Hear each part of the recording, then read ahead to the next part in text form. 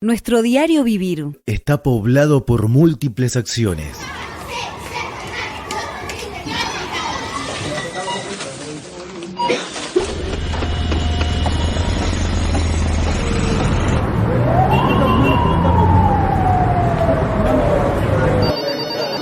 Ninguna es natural. Todas contienen una explicación. En escenas de la vida cotidiana buceamos los porqués. Destejemos la trama de la construcción social. Escenas de la vida cotidiana. Nuestro espacio colectivo, en la casa común.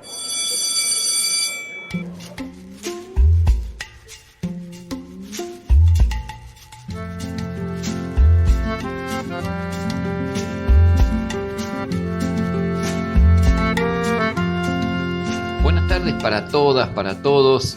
En un clima convulsionado del país en materia política y a su vez en un clima muy frío, al estilo villamercedino que estamos viviendo en cuanto a la faz climática propiamente dicha.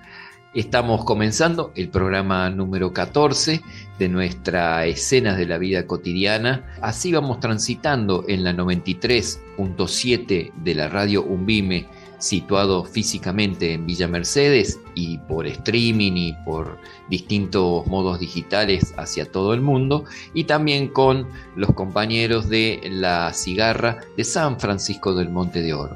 ¿Cómo estás, Cristian? Buenas tardes. Buenas tardes, Sergio. Aquí estamos poniéndole el pecho a este frío y transitando este momento histórico del cual vamos interviniendo humildemente desde este programa y también sacando lecciones para poder aportar a la memoria colectiva. En nuestra temática y desarrollo de programa siempre elegimos un eje por el cual transitar y a su vez dialogamos en este primer bloque un poco sobre la actualidad en sus diferentes facetas. En cuanto al tema que hemos elegido, es algo muy de actualidad y nosotros optamos por llamarlo cuando el trabajo desaparece, porque lo que está desapareciendo es el trabajo y está dejando a trabajadores de lado. Y para ello hemos elegido una forma muy particular de abordaje. La estrella son nuestros invitados. ¿A quiénes vamos a tener hoy? Hoy vamos a tener a dos trabajadores. Uno es Martín Cerdá, trabajador de la Subsecretaría de Agricultura Familiar, desvinculado, despedido él. Y por otro lado vamos a tener a Matías Rosales, un trabajador del ámbito privado, una persona que se desempeñó en una multinacional. En este primer bloque debemos referirnos a un ámbito de actualidad que nos está cruzando a todas las argentinas y los argentinos, como es la orden de detención de la expresidenta Cristina Fernández de Kirchner. Estamos en una sobrecarga de información, pero sobre todo de interpretaciones acerca de lo que está ocurriendo. Y nosotros, desde la psicología social, algo tenemos que decir. En este caso, Cristian, ¿cuál es ese algo que tienes para comentar sobre la situación de lo que estamos viviendo? En primer término, y haciendo honor a la psicología social y honor a nuestro maestro Enrique Pillón Rivière, del cual estamos próximos a un aniversario, tenemos que leer la letra chica o leer lo que subyace. Por un lado, el gobierno actual está mostrando su faceta cada vez más autoritaria. Esto está teniendo sesgos cada vez más cercanos a un gobierno dictatorial, poniendo en evidencia su discurso que hace alusión a libertades, a lo cual habría que preguntarse libertad y libertades para quién. Y por otro lado, o en el mismo sentido, la necesidad de agredir desde lo simbólico a aquello que represente una posible oposición a lo que está planteado, porque la detención de Cristina es lo superficial, lo que se ve en primera instancia. Lo que subyace, lo profundo, es la necesidad de reprimir un alzamiento de voces que cada vez se manifiestan más contundentemente en contra de estas políticas de ajuste que está llevando el gobierno actualmente en función de algunos intereses o de los intereses que no son propios. Te hago una pregunta ahí. ¿Dónde estaría esa agresividad simbólica? En lo inmediato, en lo que está trascendiendo en este momento, además del pedido de detención de la expresidenta, también vimos la secuencia de detención de otro militante político que es Juan Grabois, en forma evidente en los medios masivos de comunicación. Luego tenemos permanentemente una agresión a todo aquello que cuestiona, sin importar si es de origen peronista o no, porque acá no se trata últimamente de si sos peronista o no sos peronista. A ellos les sirve esa dicotomía, pero recordemos que no hace mucho el presidente se puso a insultar a un niño de 9 años, autista, y pues siempre vale recordar la represión de los miércoles a jubilados, la agresión a trabajadores de la salud en el Garraham, no importa si son médicos, si son enfermeros, si es personal de limpieza. Ahí vamos viendo cada vez más su cariz y por supuesto en la temática que vamos a abordar hoy, la desocupación, la expulsión de gente que trabaja, la necesidad de demonizar para justificar los despidos, por ejemplo, en lo referido a los trabajadores del sector público. Sabemos que el trabajo es un gran ordenador de nuestras vidas porque lo hemos vivido de esa manera, lo seguimos viviendo de esa manera. Y cuando a vos te falta ese trabajo, ¿qué te hacen sentir? Que sos un inútil, que no servís para nada y que es culpa tuya y no que está generado por un sistema que lo van adecuando a tal fin, para que haya un montón de expulsados. Para esto remeda la década del 90. Para cada puesto de trabajo había 100 que se presentaban, esas colas interminables en las calles. Entonces, ese ordenador social que implicaba que vos tiraras para abajo tus pretensiones, que aquellos que siguen con trabajo cada vez los cargan más de trabajo y le pagan menos, y aquellos que quedan sin trabajo están peleándose entre ellos para poder conseguir algo para sentirse incluidos. Eso por un lado, ¿no es cierto?, respecto a lo que estás diciendo, como un disciplinamiento social a partir de las decisiones políticas. Y como decisión política, lo que tomaron para apresar a Cristina, esto también está encuadrado dentro de lo que es la ultraderecha y el fascismo internacional ejercido desde distintos sectores de poder, que lo venimos charlando en los programas anteriores también. Esto no está alejado, la aplicación de estas políticas internas, del gran poder internacional ejercido por Trump, ejercido por Netanyahu de Israel, que estuvimos viendo que lejos de propender a una paz mundial, incendió un nuevo foco con Irán, que sabemos cómo comienza eso, pero no sabemos cómo termina ese intercambio de misiles y ese intercambio de violencia, siempre escudado tras una acusación que después de los años de ocurrido eso, como pasó en Irak, como pasó en Siria, como pasó en Afganistán, sabemos que son mentiras planificadas solamente para la invasión. Ahora, dentro de esas invasiones, lo que tenemos que tomar es que Trump, dentro de su propio territorio, hoy está atacando a todas las comunidades de migrantes, y las comunidades de migrantes están haciendo su propia resistencia a través de las movilizaciones populares. Y acá lo llevo al terreno interno. El poder tiene que sacar, como dijiste vos, lo tiene que sacar a Cristina de lado con toda su gente. Pero ¿qué me parece? Y esto es bien de psicología social. Patearon el hormiguero. Es decir que patearon el hormiguero, nunca pensaron de que con esa decisión iba a salir el pueblo en masa a defender a Cristina. Y cuando digo que sale en masa, digo, patearon el hormiguero, ¿por qué? Porque las escenas que vemos de arriba, todas esas personas chiquititas que se ven, simulan como hormigas, pero que se van juntando para defender lo suyo. Y salen a defender a Cristina, ¿por qué? Porque la consideran una lideresa. Y esa lideresa puede tener un componente autoritario y puede tener un componente donde el depositario de las cuestiones positivas por parte de los que componen un grupo, en este caso por parte de una gran masa social. ¿Por qué?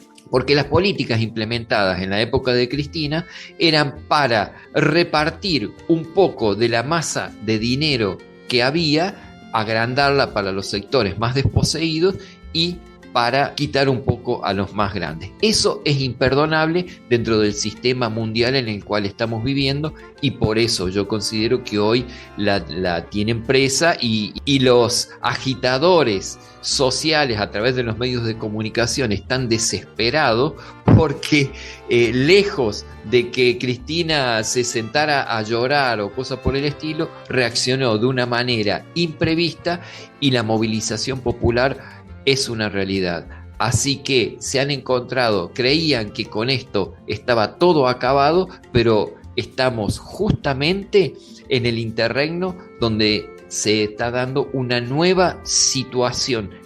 Empieza una nueva historia dentro de esta historia. Coincido con lo que decís. Solamente voy a agregar que cada interregno, como vos bien mencionás, vale la pena preguntarse y poner las fichas en la generación de estructuras que sean depositarias de poder colectivo, es decir, en lograr una verdadera democracia que pueda sintetizar la voluntad, desde mi perspectiva personal, de la clase trabajadora, en definitiva. Bueno, entonces ya sin nada más que agregar, vamos a la entrevista con Martín Cerdá y Matías Rosales. Empezamos a transitar nuestra escena de la vida cotidiana de hoy. Entrevista. Martín, muchísimas gracias por haberte acercado a tejer con escenas de la vida cotidiana. Esta escena de la vida cotidiana nos trata acerca de aquellas personas que han perdido su trabajo en la era Milei. Vamos a hacer notas con aquellos que, por un lado, perdieron el trabajo en la parte privada y otro en la parte pública. Vos correspondes a la parte pública y por eso es que te hemos invitado a participar. Y como una primera cuestión, te pido que nos comentes en qué organismo del Estado Nacional vos estuviste trabajando, cuánto tiempo y cuál era tu trabajo concreto ahí dentro de ese organismo. Bueno, muchas gracias por comunicarse. Yo era empleado, lo que se llamaba técnico de terreno en la Subsecretaría de Agricultura Familiar, que en el último tiempo se llamó INAPSI, Instituto Nacional de Agricultura Familiar, Campesina e Indígena, y trabajamos en la provincia de San Luis con pequeños productores de toda la zona. Teníamos equipos territoriales en toda la provincia prácticamente, asistiendo a los pequeños productores. Había veterinarios, había psicólogos, psicólogas, eran todos equipos interdisciplinarios que abordábamos las problemáticas de los pequeños productores en forma integral, al ser interdisciplinarios. Después, en la práctica, éramos los que sacábamos turnos médicos para los pequeños productores del interior, sobre todo que están bastante alejados de los centros urbanos, o hacíamos trámite, de todo, lo que uno se puede imaginar que un pequeño productor del interior necesitaba, nosotros lo hacíamos. El año pasado fuimos, no despedidos, porque ni siquiera nos comunicaron que nos despedían, simplemente dejaron de pagar y de mandar directivas y funciones. No hubo un despido explícito, un cierre, es como que desapareció todo de golpe. Es decir, vos no recibiste ninguna notificación, simplemente no te dejaron entrar más en el sistema y Claro, no te pagaron indemnización y ni te dijeron que estabas despedido, nada. No, prácticamente no hubo ni comunicación, ni siquiera prescindimos de sus servicios. Nos dimos cuenta porque nosotros tenemos un sistema en el cual cargamos toda nuestra información personal, un sistema de recursos humanos básicamente, al cual no pudimos acceder más, de golpe y porrazo, y esa fue la forma de enterarnos, y después, bueno, preguntando al que teníamos más cerca en términos de autoridad, dijeron que no existía más el organismo. Básicamente esa fue la forma que tuvieron ellos de dejarnos sin trabajo. Ahí en ese organismo, cuando asume Milei, ¿tuvieron algún jefe, algún coordinador provincial, alguna personalidad nacional que se hiciera cargo o directamente no se hicieron cargo nunca, como ocurre con varias cuestiones del Estado en este momento todavía? No se hicieron cargo nunca y pusieron recién una autoridad cuando ya habían despedido a prácticamente todo el personal de todo el país, que duró muy poquito también porque después del tiempo el vocero, el señor Adorni, que no es tan señor, comunicaba que era un lugar de ñoquis, que ya no existía más, muy irónicamente, pero no, nunca hubo un responsable o un jefe o alguien a quien se pudiera rendir el trabajo o mostrar el trabajo que se estaba haciendo. De todas formas, desde el 10 de diciembre en que asumió este nuevo gobierno, se acabaron las directivas de muchos organismos, no solo el nuestro. Fue bastante explícito que es lo que iba a desaparecer en primera instancia y bueno, una de las señales fue esa, no tener jefe ni responsable. Y tu especulación, ¿por qué considerás que fueron los primeros en ser despedidos? Porque fueron realmente los primeros, hicieron punta en todo Sí. esto con la motosierra bueno, que ahora la tiene Sturzenegger, pero fue el primer aspecto de motosierra dentro de lo que es el Estado Nacional. En primera instancia se trataba de un organismo que tenía mucha injerencia en los territorios, en el interior sobre todo. Desde el punto de vista, si se quiere, político, éramos un equipo nacional con mucha penetración territorial. Yo creo que eso le puede asustar o le asusta un poco al actual gobierno, tener trabajadores tan metidos en un territorio, ¿no?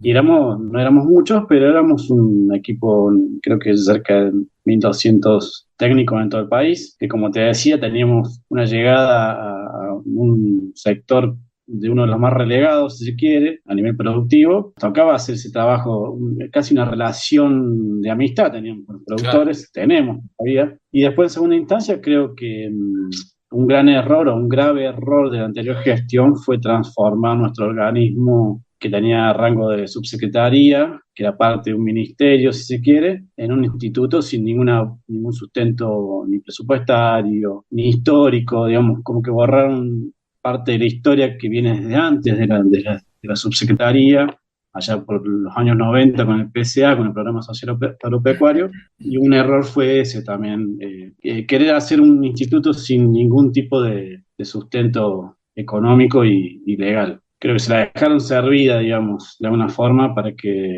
lo primero que desapareciera fuera nuestro organismo. Una decisión política que se transformó en un error mortal. En ese momento, ¿cómo lo viviste al que te cerraran el grifo de que no podías más entrar? Se acababa la cuestión de ir a visitar a los productores y demás. ¿Vos le diste dimensión de lo que implicaba ese cierre o con el tiempo te fuiste dando cuenta? Yo creo que todos nos fuimos dando cuenta con el tiempo. En algún momento pensamos que esto iba a volver para atrás. Como dije, como te decía al principio, avisoraba o veía que podía pasar esto. No así en esa magnitud, pero sí que iba a ser un achicamiento drástico del organismo y del Estado, como está haciendo. Pero con el tiempo nos fuimos dando cuenta de que no íbamos a volver al campo a visitar, como le decimos con cariño, a nuestros viejos y viejas del campo. Si bien lo hacemos algunos porque han quedado relaciones casi de amistad con algunos productores y productoras, pero el papel que teníamos nosotros casi semanalmente, estar en contacto con ellos, demoramos un tiempito en darnos cuenta de que esto iba en serio y que la política de este gobierno no tenía nada que ver con ese sector más postergado que es la agricultura familiar. Pero bueno, no obstante, a tardar en darse cuenta, uno tiene la esperanza de que en algún momento esto se revierta. No sé si vuelve a trabajar en el Estado, pero sí que haya una política para ese sector productivo que la está pasando mal y la va a seguir pasando mal y esperemos que sobreviva. ¿A qué te dedicaste después del despido y cuál fue la actividad que realizaste? A lo mejor tuviste un impasse, realizaste alguna actividad. ¿Qué actividad estás realizando en este momento?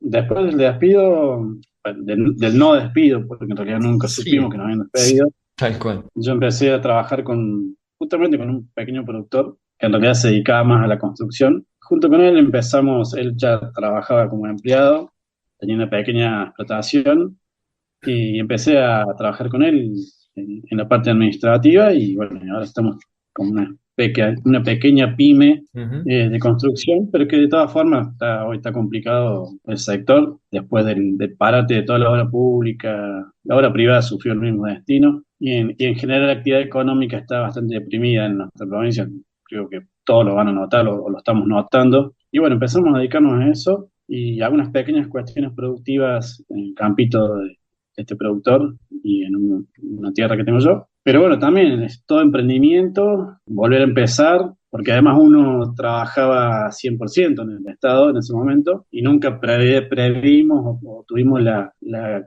quizás la fortuna de darnos cuenta a tiempo que teníamos que tener otra cosa. La mayoría de nosotros, los técnicos, éramos técnicos todos los días. Sí, sí. Sábado, domingo, de lunes a lunes uno era técnico. Había muy poco tiempo para pensar en una opción bueno, si nos quedábamos sin trabajo. Y bueno, hubo que empezar de cero y todavía estamos arrancando, la mayoría. Porque además era un laburo muy demandante. Bueno, vos creo que la mayoría lo conoce. Sí, sí, sí. Estabas en el campo, te quedabas a dormir en el campo, o el sábado había una actividad, porque generalmente los productores, para hacer actividades de capacitación o no sé, alguna actividad extra, la tienen que hacer los fines de semana porque ellos laburan toda la semana. Entonces uno no tenía tiempo para buscarse otro posible trabajo, sino que se quedó sin trabajo y tuvo que arrancar de cero. Y creo que a todos nos ha pasado lo mismo. Tal cual, Pero tal bueno, cual. Inclusive vos decís, vas a visitar un productor, pero a veces ni siquiera había auto o móvil y tenías que ir en tu propio auto. la mayoría de las veces. Que eso, bueno, que eso no lo sabe la población y creo que son cosas que hay que blanquear,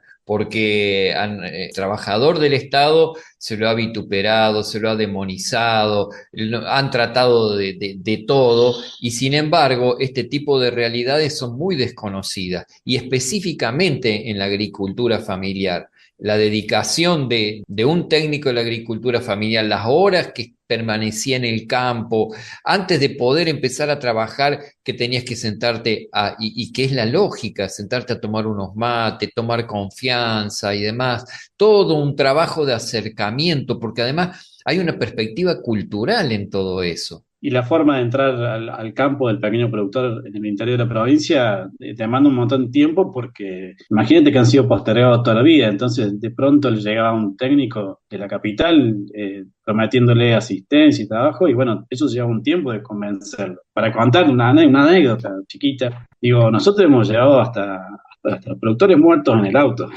literalmente, vos sabrás, digamos, que en las chacras cuando falleció el que era el delegado de la provincia de los productores, Julio. Don Julio Genablas. Julio se ha quedado a dormir en casa, nos hemos quedado a dormir en su casa, ahí en el campo, todo. Pero cuando falleció, lamentablemente, las ambulancias no estaban en el pueblo, ahí en las chacras en el norte. Y hubo que llevarlo en un auto hasta su Mendoza natal para que descansara en paz allá.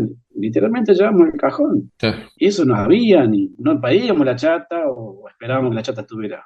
Quería que agarrar un auto y que estuviera cargado y se llevaba. Las veces que hemos ido a buscar productores enfermos porque el colectivo no pasa cada rato por el interior. Y eso iba en el auto de cada uno. Era casi una vocación también, el trabajo de técnico de terreno, de todos los técnicos, ¿eh? No se puede hacer diferencia con ningún técnico o técnica. Siempre fue de entrega total al laburo. Porque aparte era un laburo que nos encantaba.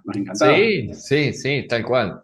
Es decir, para hacer ese trabajo tenés que tener internalizada esa vocación, porque si no lo dejás, directamente te vas. Yo creo que en ningún trabajo privado uno pone lo que pusimos acá, digo, no sé si hay en algún trabajo privado pones el auto, pones tu domingo, pones tus hijos, pones tu casa para atender en este caso, a los pequeños productores. Sí. No lo hacemos. Sí, que tanto el pequeño productor venía y se quedaba a dormir en tu casa, como muchas veces vos cuando ibas a campo y era muy tarde para volver, te quedabas a dormir en el rancho. Es así. Y sí, cuando te agarraba la noche en el medio de, no sé, en la quebrada de San Vicente, que no hay ni señal, y el productor te ofrece su casa porque es lo que tiene. Sí. Y uno se queda porque además es agradecido de que con lo poco que tienen te ofrezcan eso. Digamos. Era un ida y de vuelta y muy, muy sano, muy lindo de vivir. Tal cual. Se técnico establecía que lo haya un vínculo muy especial, ¿no? Sí,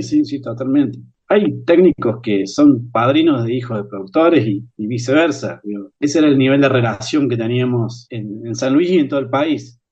Por eso duele tanto que se haya terminado todo de golpe y en la forma como lo han hecho y con el desprecio con que se han comportado, ¿no? Yo creo que todo en algún momento vuelve. La estructura de recursos humanos, de técnicos y técnicas que tenía el organismo, en los peores momentos de las economías de nuestro país, que van a volver, servían de contención de alguna forma de problemas económicos. Hoy no está esa contención. ¿Cuánto puede durar? ¿Cuánto puede demorar un estallido en este estado de cosas? No solo con el campo, con el interior, porque son poquitos, pero digo, desarrollo social, todo lo que eran técnicos de asistencia, básicamente. En el medio de una crisis económica era el primer eslabón que salía a contener a la población. Hoy eso no está. No, Estamos peor. al contrario, lo apalean a ese sector. Y te pregunto sobre la actualidad, ¿a vos te alcanza para sobrevivir con el actual trabajo? Si te pudiste acomodar como para poder sobrevivir, o Mira, sos yo de los tengo, que no, o sos de los que no llega a fin de mes, porque es una realidad la que estamos viviendo. sí, por fortuna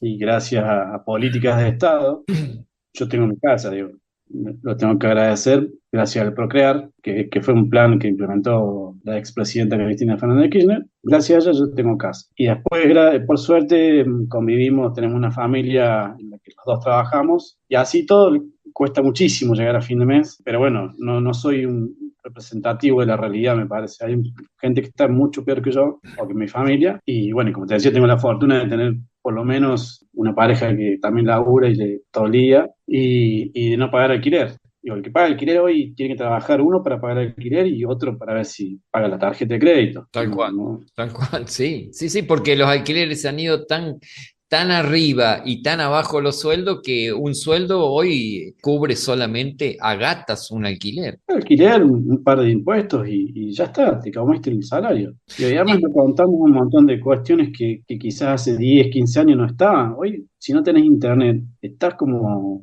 que no sos parte de la sociedad. Digo, tus hijos usan internet porque estudian con internet. Tal cual. Eso antes no existía, hoy tenés que pagarlo. Digo, hay que empezar a llamar las cosas por su nombre. El transporte está imposible hoy. Sí. Y antes, Público antes por parte del Estado te daba internet casi gratis y hoy tiene casi el mismo valor que una empresa privada. Bueno, yo creo que el plan de este modelo y de estos gobiernos es ese, que vos tengas que pagar por todo. Y con la excusa de que el déficit fiscal y qué sé yo, pero dejar de pagarle al Fondo Monetario y los acreedores financieros no lo van a dejar nunca. Ahora sí, dejar de financiar al trabajador y a la trabajadora es lo primero que hacen, o a paliar un jubilado que cobra 300.000 pesos. Pero es una cuestión ideológica ya bien definida, me parece. ¿Sí? Y todo esto, ¿cómo lo vive la familia? ¿Cómo vivió la pérdida del trabajo? ¿Cómo lo dialogás con tus niñas? Vos tenés dos niñas, ¿no es cierto? Tengo dos hijas chicas todavía, pero que entienden bastante y además son muy inteligentes. Trato de llevar con el menos nerviosismo posible, porque nos afectó a nosotros, imagínate a dos niñas. Pero bueno, al haberse criado en ese ambiente de pequeños productores que iban también al campo, porque también las llevamos al campo, uno no tiene a quien dejársela, entonces se formaron en el campo desde chiquitas y nunca sufrieron ese trabajo que hacían la par nuestra. Claro. Entonces tienen una formación y una forma de ver la vida, por suerte, distinta a muchos niños que quizás se criaron en una oficina, no sé, en una guardería. Claro. Por suerte, mi hija se crió en contacto con la gente de campo. Y muy Y sano eso es eso. una ventaja, digamos, una ventaja a la hora de sobrellevar estos momentos de crisis. Siempre con tranquilidad, tratando de que no la sufran, siempre diciéndole, obviamente, las limitaciones que uno tiene cuando pierde el trabajo, pero tratando de que no la sufran quizás como un niño que se crió en un centro urbano. Además de trabajar con el pequeño productor, tuvimos la suerte de que los pequeños productores le enseñaron a nuestros hijos un montón de cosas valiosas para afrontar la vida. Hermoso eso, Martín. Transcurrido un año y 3 meses, más o menos, 4 meses que te despidieron, ¿qué enseñanza te dejó toda esta situación vivida? Es decir, tomando el todo, no solamente el corte ese, sino que lo que venías trabajando, el corte y la actualidad. ¿Qué podés decir? Creo que se cometieron muchos errores a nivel dirigencial, si se quiere, a nivel de gestión, más allá de lo que fuimos los técnicos y las técnicas del organismo, pero que no implica destruir y pasar la motosierra como hace este gobierno, sino que tendríamos que aprender a corregir los errores y aprender de nuestros errores y nuestra historia. Cosa que no estamos haciendo. Hoy, si uno ve las noticias, no estamos aprendiendo nuestros errores, no estamos haciendo memoria. Básicamente la sociedad no está haciendo memoria de lo que fueron los 90. Digo, nosotros tenemos la edad para acordarnos de los 90, Sí. y algunos tienen la edad para acordarse de épocas anteriores a los 90, y no estamos aprendiendo. Creo que Yo me acuerdo hasta del Rodrigazo, te puedo asegurar. Tenía 14 años en ese momento, pero me acuerdo bien por lo que habían sufrido mis viejos. bueno, yo me acuerdo de los 90, por lo menos yo estaba muy bien, mi familia estaba muy bien, y había un 90% de gente que estaba mal. Ujú. Digo, no estamos hablando de eso, los argentinos y las argentinas, lamentablemente. Ojalá que nos demos cuenta como sociedad que tenemos que ponernos metas comunes, en la mayoría del pueblo, ya hablando de los que estamos mal y los que no nos está yendo mal, para poder salir adelante como país, como nación, volver a recuperar la noción de un pueblo, de una nación, de un país, de no ser siempre los que festejamos cuando Argentina, la selección argentina gana un partido. Y tratar de buscar un punto en común o un par de puntos en común que nos lleven a un destino de bienestar para las mayorías. Aprender y ir a votar.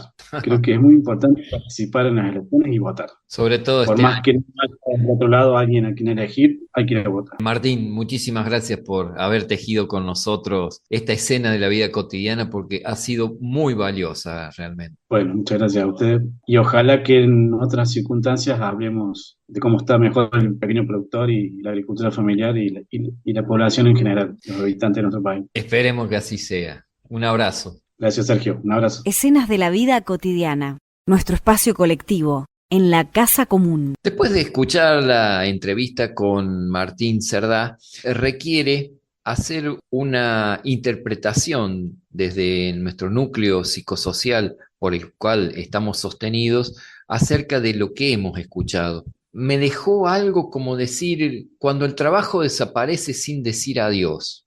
Martín no recibió un telegrama, simplemente un día dejó de cobrar el sueldo, dejó de recibir directivas. Se quedó sin acceso al sistema. El trabajo como estructura cotidiana y afectiva se evaporó.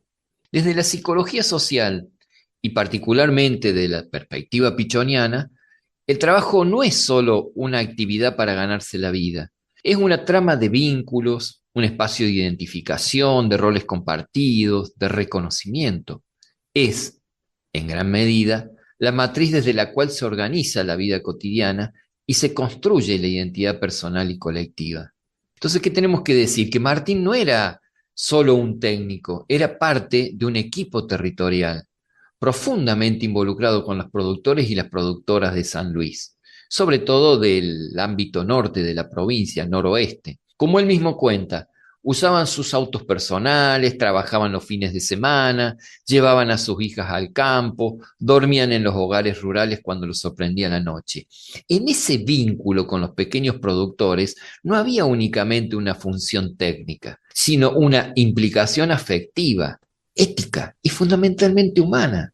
Por eso la pérdida del trabajo no fue solo económica, fue una pérdida del lazo, una interrupción abrupta del proyecto colectivo. Y lo más doloroso fue la forma, el no despido, la decisión no dicha, la exclusión por omisión.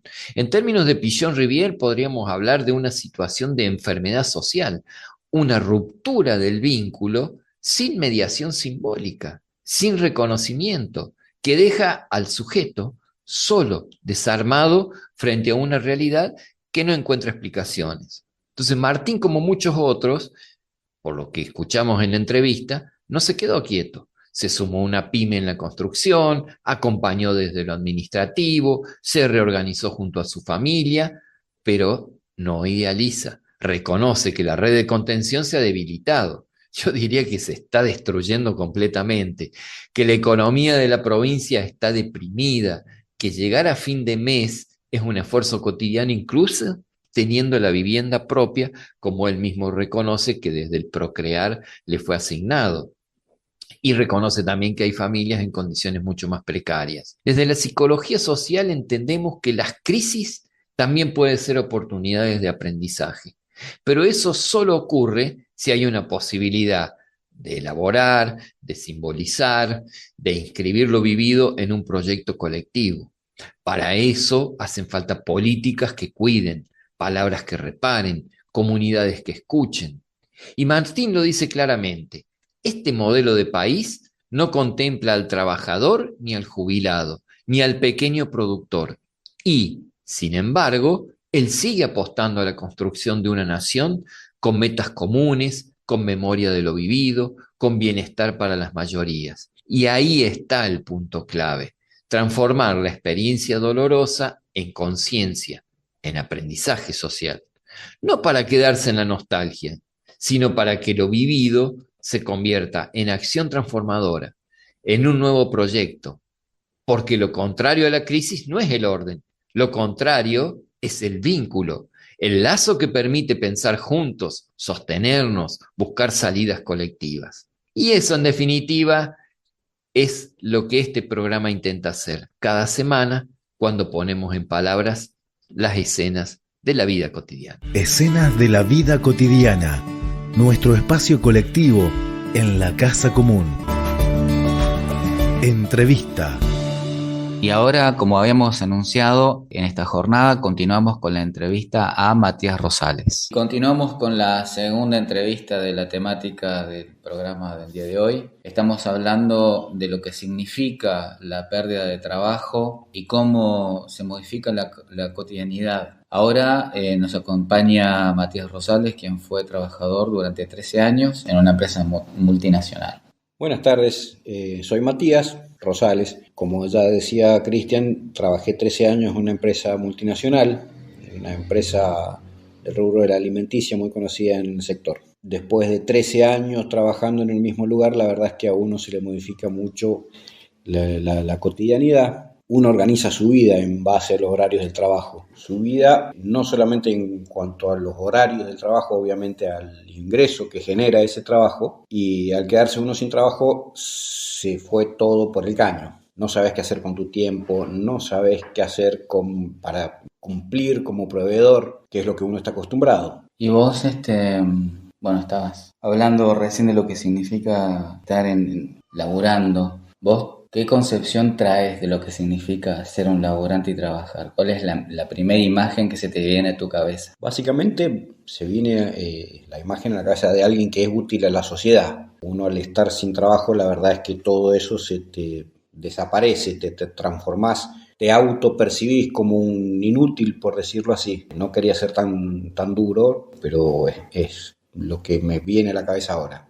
Uno no se siente productivo, no se siente capaz de proveer. Tengo familia y la verdad es que me cuesta la sola idea de pensar que mi familia va a pasar hambre, la va a pasar mal, va a tener carencias. Y la verdad es que eso te afecta obviamente la cabeza, la psiquis se te altera. Y vos en tu anterior trabajo, ¿vos considerás que te permitía ese contexto manifestarte creativamente o solamente era funcional? Bastante funcional, pero sí había retos que te mantenían la cabeza ocupada, había proyectos, uno hace planes de mejora continua, le decían en el trabajo, que hacían a la mejora, producción y la comodidad en el trabajo. Hoy la verdad es que toda esa parte creativa está abocada a otra parte, está concentrada en conseguir trabajo, en generar trabajo, en cumplir todo lo que uno no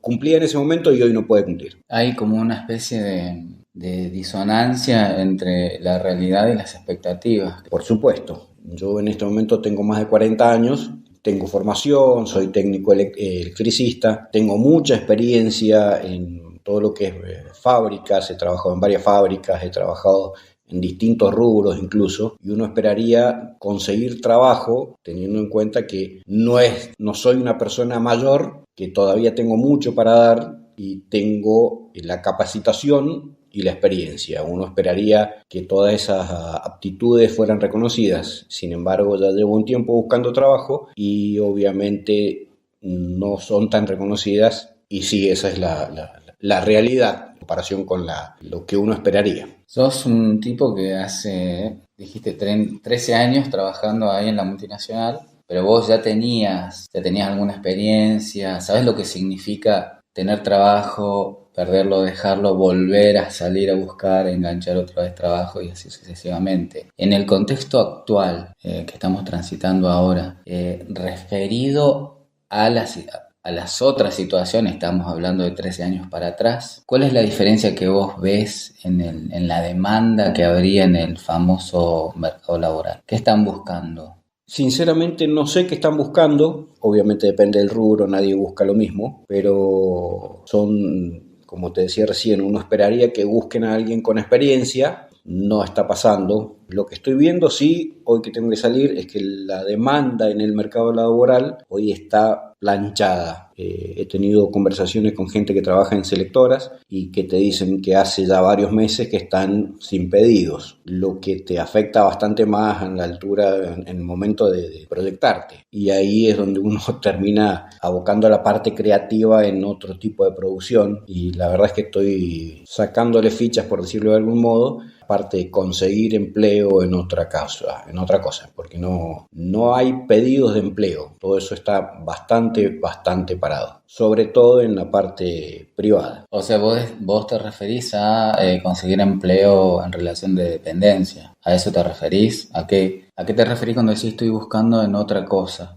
Claro, sí, en la parte de relación de dependencia, uno busca empleo que alguien lo contrate y hoy no hay gente contratando, no hay empresas contratando. Sé que hay varias pymes, varias empresas chicas que están cerrando, que están despidiendo, empresas grandes también están despidiendo y están despidiendo bastante gente sin reemplazarla, son puestos de trabajo que se pierden directamente. Si uno hace una proyección un poco más larga, salgo a la calle a ofrecer servicios. Como decía recién, soy técnico electricista y uno sale a ofrecer el servicio como electricista, pero te encontrás con que la gente, los arreglos, los proyectos que tiene, también están bastante frenados porque hoy están o con miedo de perder trabajo o también sin trabajo, lo que obviamente le impide pagarle a alguien por otros trabajos. ¿Te parece lícito pensar que, bueno, la demanda laboral por parte de terceros, especialmente empresas multinacionales, grandes, porque que las pymes estén en crisis creo que es parte del contexto? ¿Te parece que esa pauperización del trabajo que hay y el aumento de gente sin laburo, de desocupados, estimule la emergencia de estos proyectos que tienen que ver con el cuentapropismo o el emprendedurismo, como le llaman ahora? No creo que estimulen, sí generan esa desesperación, esa impotencia, esa necesidad. Eso se transforma en necesidad. Es más una cuestión de emergencia que de estimulación. Obviamente uno no se va a quedar quieto esperando que le caiga de arriba la solución y uno va a salir a buscarla. Pero como te digo, la parte tanto de consumo como de producción está cayendo bastante y no veo mucha esperanza en eso. O sea, esto se va a transformar en un todos contra todos porque yo salgo a buscar trabajo, otros salen a buscar trabajo, somos un montón de gente apuntando a lo mismo y el comercio y la competencia va a crecer tanto que genera una pauperización, como decías vos, incluso de la dignidad humana, porque en esa competencia tan brutal que se está viendo en ese momento, la parte del orgullo, la parte de la dignidad se está perdiendo bastante, porque los que están con trabajo hoy agachan la cabeza y hacen lo que sea para no perderlo, y los que están buscando el trabajo son capaces de pisarle la cabeza a cualquiera para poner el pan en la mesa de cada uno. Y en esa escena que describís respecto a los que tienen trabajo y agachan la cabeza, ¿cómo rotularías la función de los sindicatos? Te voy a hablar de una parte muy personal, lo que me ha tocado vivir a mí. La verdad es que el sindicato brilló terriblemente por su ausencia. Me tocó personalmente ver cómo el sindicato nos entregaba en bandeja. No solamente no nos defendía, sino que nos negociaba en contra. Llegó un punto en que el sindicato llegó a verse como opositor, como el enemigo, más que un aliado y mucho menos un defensor. La parte que uno debería sentir al sindicato como un protector no se ve. Y creo que es una idea bastante generalizada que los mismos sindicatos se han encargado de confirmar incluso más de una vez. Y en el esquema de lo que significan los despidos, ¿hay un perfil particular o hoy por hoy es indiscriminado? Yo creo que es una cuestión progresiva. hay una cuestión particular en un primer momento, pero después se va a transformar en al que le toca. Hoy están deshaciéndose de gente por distintos motivos particulares. Mañana va a ser porque no lo quieren dejar efectivo, entonces van a contratar a otro para hacer el mismo trabajo. Es una cuestión, una proyección bastante lógica de lo que se está viendo hoy. Relatame cómo era un día cotidiano tuyo teniendo laburo. Primero y primordial, la tranquilidad con la que uno se levanta, con la que uno vive. Sabés que vas a tener a fin de mes un sueldo que va a cubrir tus necesidades y las de tu familia. Después, la organización de tus tiempos. Vos sabés que te levantás, tenés que hacer ciertas cosas antes de irte a trabajar. Tenés ese tiempo en el trabajo y tenés ese tiempo después del trabajo. De tener los tiempos bastante organizados, o sea, tu vida organizada en sí. Y con esa sensación de seguridad, como te decía,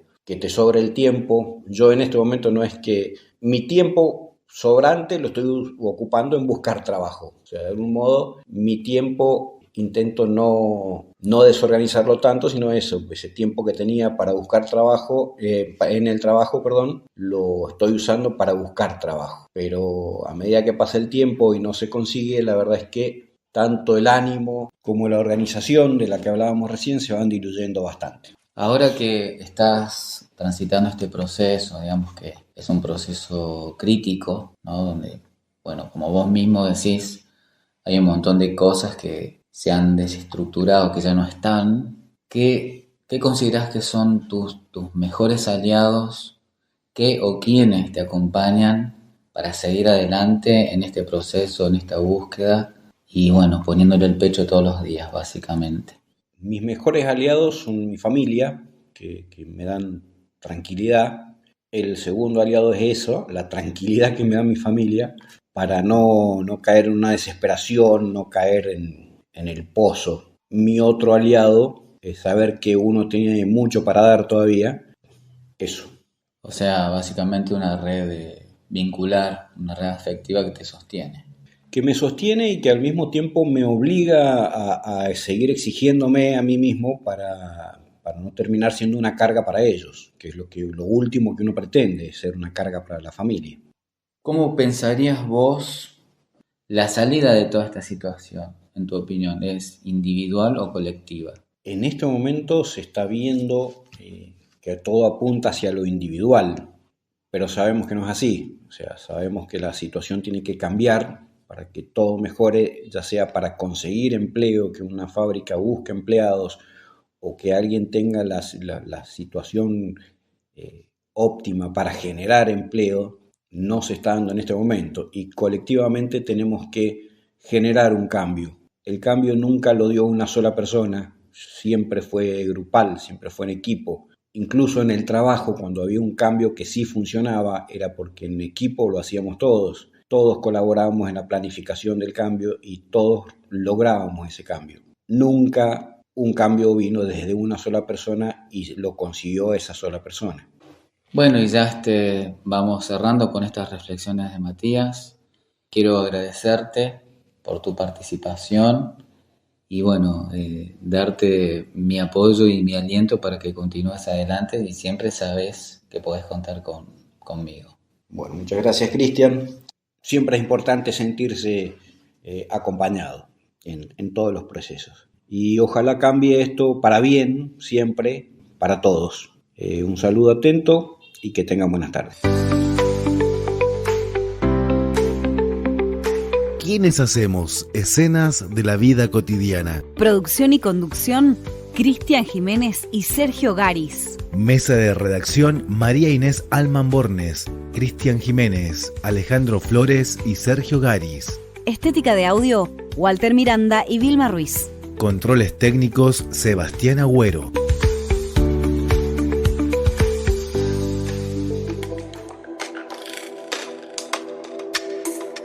Nuestro análisis psicosocial.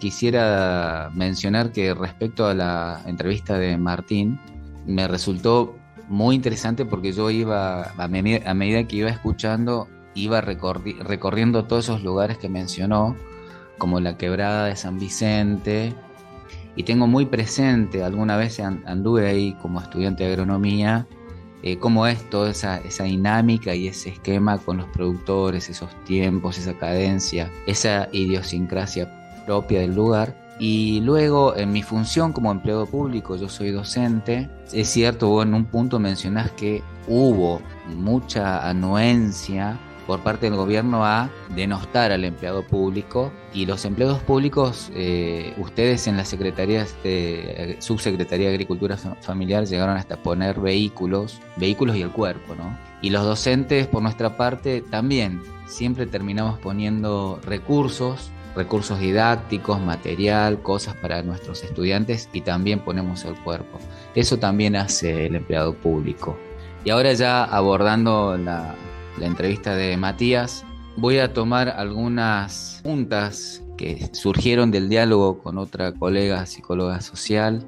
Me permito mencionarla, es Laura, a quien le agradezco, y voy a tomar cosas que voy a decir yo, son del diálogo con ella y son de ella. Parto de la idea de crisis, ¿no?, que ha generado este sistema. Por un lado tenemos la dinámica del trabajo, que sí es un ordenador, que sí es un configurador de la cotidianidad, y ahora estamos en una situación donde toda esa estructura se termina desestructurando, o vienen, para decirlo en criollo, vienen a patear los tarros, y ahí es donde interfiere la crisis, porque nos obliga a enfrentar un nuevo escenario, pensando algo que tiene que ver con el trabajo, que es la creatividad. El trabajo en sí es un acto creativo, y es un acto creativo de la humanidad, y es un acto creativo de la humanidad en colectivo. Lo hacían ustedes, lo hacía Martín cada vez que iba a visitar los productores, lo hacía Matías cuando junto con sus compañeros ponían su fuerza de trabajo para lograr un determinado producto. Y esa capacidad creativa sigue existiendo, ahora buscando otras formas, buscando otras configuraciones.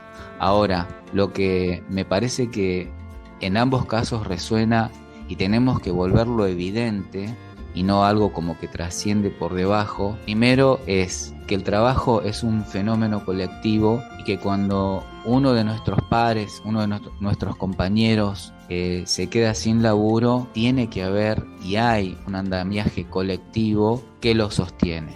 En el caso de Matías, hace relación a la familia, a los amigos, ¿verdad? Cuando hay un desocupado, esa palabra la voy a sacar.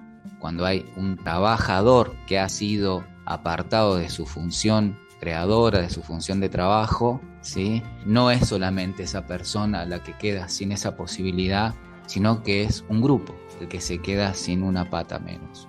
Y el grupo, en colectivo, tenemos que buscar la salida. Tenemos un discurso que va a contrapelo, que es el discurso de la individualidad. Ellos nos hablan de emprendedurismo ahora, ¿verdad? Y en realidad lo que están queriendo decir, queremos legalizar el trabajo precarizado, porque ese emprendedor no tendría jubilación y se tendría que bancar las vacaciones si quiere, o todo lo que llamamos hoy por hoy previsión social, tiene que pensarla y hacerla esa persona.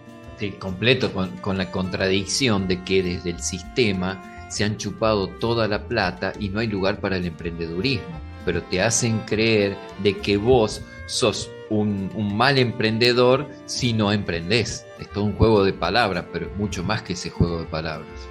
Exacto, y en la misma línea de la perversión que estás marcando, emprendedurismo te lo dice algún sector del Estado, ¿no? Muy poéticamente. Dentro de las redes sociales le hablan a los jóvenes y les hacen creer que son inversores, empresarios y tal. Sí. Cuando ellos mismos saben que no es que alguien va a llegar, ya las plazas superiores, ¿sí?, ya están ocupadas, y lo único que quieren es vender espejitos de colores. Es más de esta época, es más de este gobierno, hablando un poquito o enlazándolo con la editorial, están mostrando que no son libertarios, no son liberales, no creen en la libertad. Ellos son conservadores y en todo caso, si hablan de la libertad, la piensan para un pequeño grupo, pero no para las masas, no para el colectivo.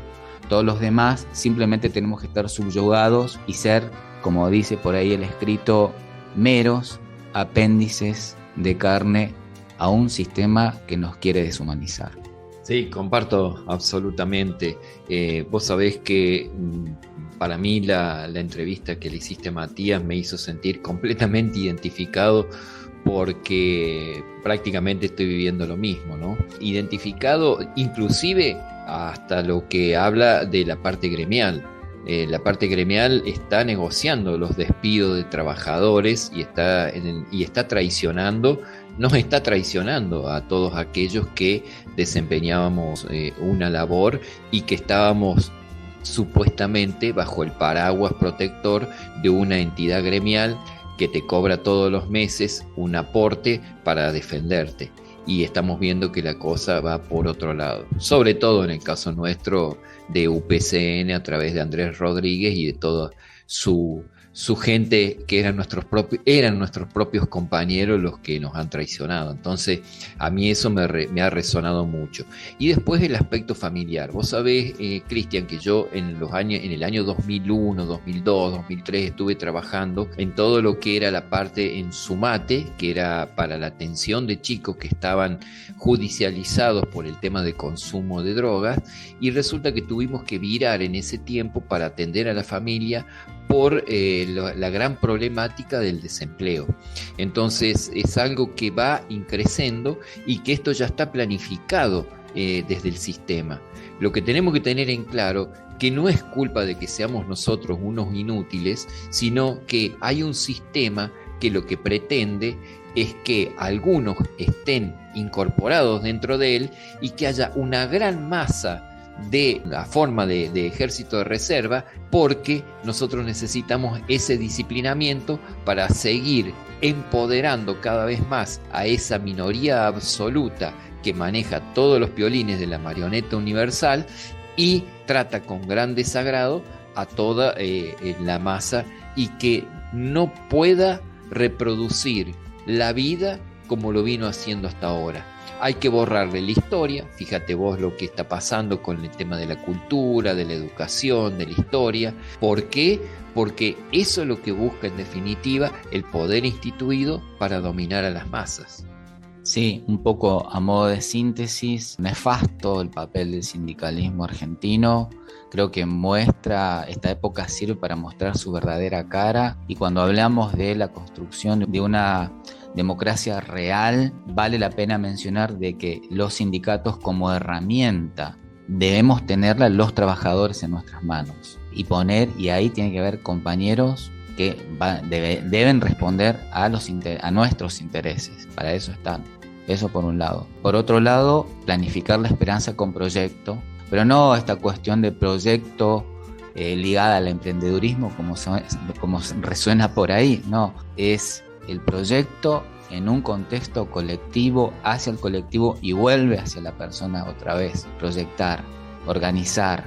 Por otra parte, buscar la red vincular, tomar conciencia de la red vincular, aunque muchas veces tenemos la sensación de estar en soledad, porque este sistema lo que preconiza es el individualismo en definitiva. Por eso que nos sentimos solos, o en la otra punta del palo pensamos que podemos hacer todo solos. Siempre todo lo hacemos en grupo y en colectivo. Entonces, en algún momento tomar conciencia, parar la pelota y volver a ese colectivo. Que a lo macro yo digo que es la clase trabajadora. A lo micro es tu familia, y si no es tu familia serán tus amigos, ¿sí? Que siempre están. Hay que convocar y hay que convocarse. Y hay dos cuestiones que me quedaron ahí flotando, Cristian. Una, vos hablas de crisis y yo pregunto si lo que se está pretendiendo ahora es crisis o caos, que son dos cosas distintas, ¿no? El caos es mucho más violento como se manifiesta. Y después la otra sobre lo que habló Martín, decir que ese trabajo que se realiza con los pequeños productores, si vos no lo sentís, si vos no estás consustanciado con eso, no es como vender bulones en una ferretería, con todo el respeto que me merece, o vender verduras en una verdulería. Esto requiere una dedicación especial. Si vos no resonás emocionalmente con esa gente, con el pequeño productor, es imposible de poder obtener una respuesta positiva a cualquier cosa que puedas llegar a ofrecer para trabajar en conjunto. Por ahora es crisis, y es una crisis que sí, digamos que sí, es una crisis material y es una crisis del capitalismo, y lo que está mostrando es que viejas estructuras y formas de relación ya no pueden seguir existiendo. Entonces, desde ese punto de vista, el escenario nos invita a reorganizarnos. Nosotros nos tenemos que reorganizar, en mi humilde opinión, colectivamente. Y a colación de lo que vos decís de Martín lo dice y lo siente así porque él vivenció la vocación del trabajo. No es más que sentirte sensible como un actor creador, porque el trabajo es un acto creativo. Has abierto una nueva ventana de diálogo, pero se nos acabó el tiempo, Cristian. Dejamos esto para que nuestra oyentada lo digiera, lo piense y nos acerque a alguna de los pensamientos que pueden llegar a tener. Recordamos que estamos en YouTube, que estamos en Spotify, en Facebook, en Instagram, y que los invitamos a participar. ¿Para qué? Para tejer cada jueves en la UNVIME y cada sábado con los compañeros de La Cigarra de San Francisco del Monte de Oro, una nueva escena de la vida cotidiana. Un saludo a toda la oyentada, un saludo a la gente de San Francisco. Siempre por ahí una referencia porque estuve ahí trabajando algún tiempo y la verdad que siempre tengo buenos recuerdos y la memoria de lo bello que es todo aquel lugar. Así que nos vemos la próxima. Cuando nos reencontremos, creo que vamos a tener a nuestra compañera María Inés, a quien le mandamos un fuerte abrazo. Y bueno, será hasta la semana que viene. Hasta aquí, hoy hemos tejido y destejido el armado y la trama de la construcción social. Unida y vuelta donde nada es natural. Escenas de la vida cotidiana. Nuestro espacio colectivo en la casa común.